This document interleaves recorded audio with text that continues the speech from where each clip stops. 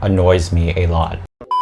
大家好, hello everyone, it's Tai here. Ancient love poetry, or 千古玦尘, recently aired, and I watched the first few episodes of it. So today we'll be talking about ancient love poetry. From the first few episodes, it explained that the world was created by an ancient god who created the three realms, which are 神界, 仙界, and 妖界, which can be translated as the realm of the gods, the realm of the immortals, and the realm of spirit animals or spirits in general. But after the ancient god created the three realms, he basically vanished into nothing. And before he vanished, he created or gave birth to four gods that were going to rule over the three realms. And the main character, Shanggu, is the only female god of these four big gods. And she is going to be the successor of the ancient god, so she has to ascend the throne of the ancient god and rule over the three realms. However, the problem is that Shanggu's godly powers are extremely weak.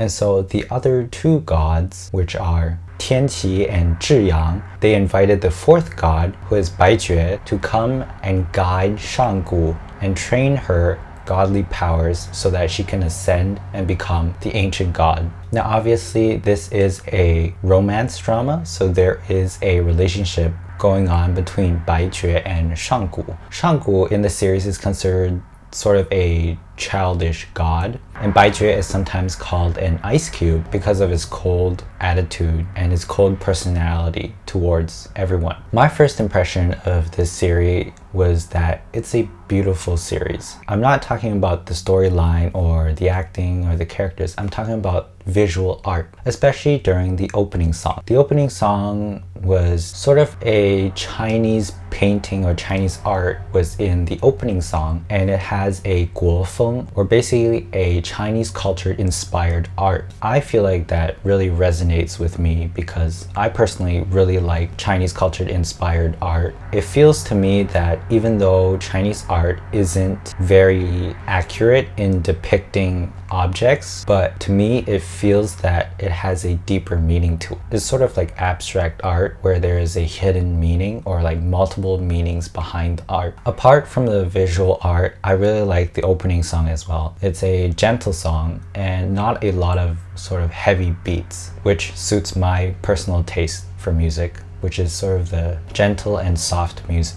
Apart from the opening song, they also have really good CGI, and from their CGI you can definitely tell that this series they put a lot of money into it. From the background CGI to the visual effects used in fighting, you can definitely tell that they put a lot of money into it. My first impression of the story, I feel like it's a bit cliched because in the first episode it is seen that Baijue and Shanggu, they're sort of like 死对头, or like opposing forces or mortal enemies. But then the very next episode, Shanggu starts to develop feelings for Baijue, and it sort of moves very fast. Considering that this series will have 40 to 50 episodes, it progresses very fast. And because it progressed very fast, as an audience member, I don't feel any feelings for these two people because there's no development of feelings between them. It's just sort of like a snap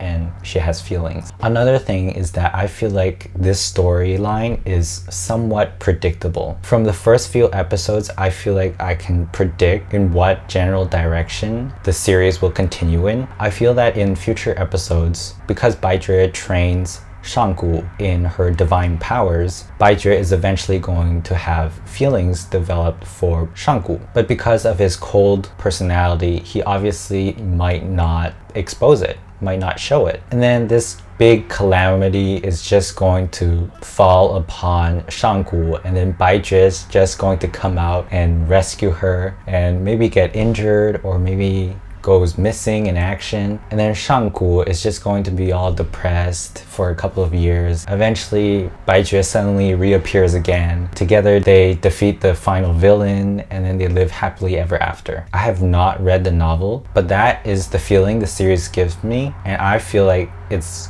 leaning towards that type of direction. Unless if there's a sudden plot twist, I think this series will go in that direction. Next is some cultural stuff that I found somewhat not suitable. First, I want to let you know that this is a fictional story. It's based off of a novel and it's only for entertainment purposes, so there's really no need to get worked up on it. But I feel that just from the first couple episodes, I sort of got annoyed at it, especially because of the way the gods say 万年没见, I haven't seen you for 10,000s of years, or that happened 10,000 years ago. I understand that they're gods and gods live basically forever, but in Chinese there's a saying called 天上方一日,地上一千年, which basically means one day in heaven equals to 1,000 years on earth. And so when the characters in the series say that, oh, I haven't seen you in 10,000 years, which time do they refer to? Because if they refer to the god time, it's an extremely long time, even for a god.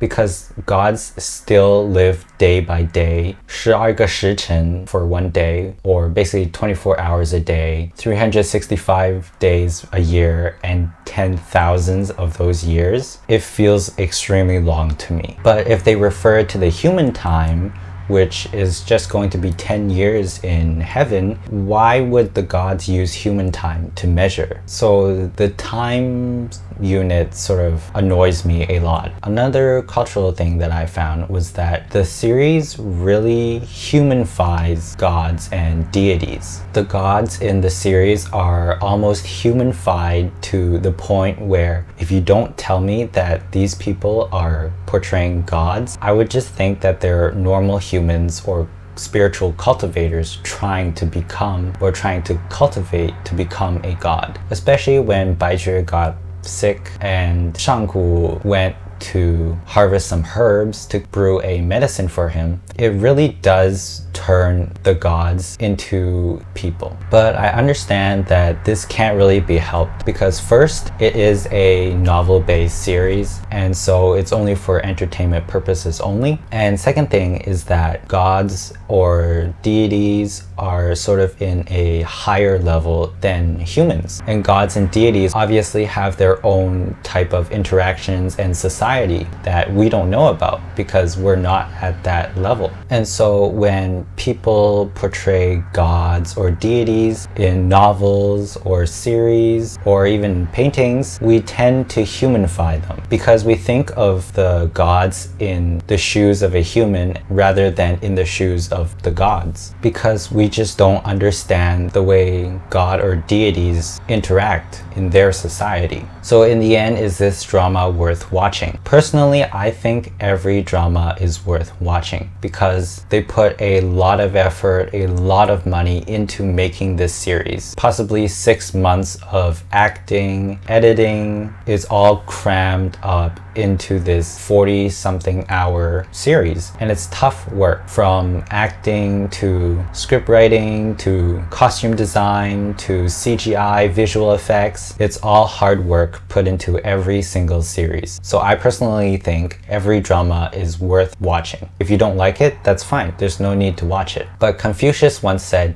三人行，必有我师焉. When three people walk together, there's bound to be a teacher among them. What it means is that when three people walk together, there's bound to be one person that has something that I can learn from, or that is worth learning. And from these countless dramas out there, there is bound to be something that you can learn. Even if the drama is a bad drama where there's no good acting or it's very low budget, there's still something that is worth learning from. So that's all for today's video. If you like this video, please give it a thumbs up and subscribe if you like my contents. Thank you for watching, and until next time, 我们下次见.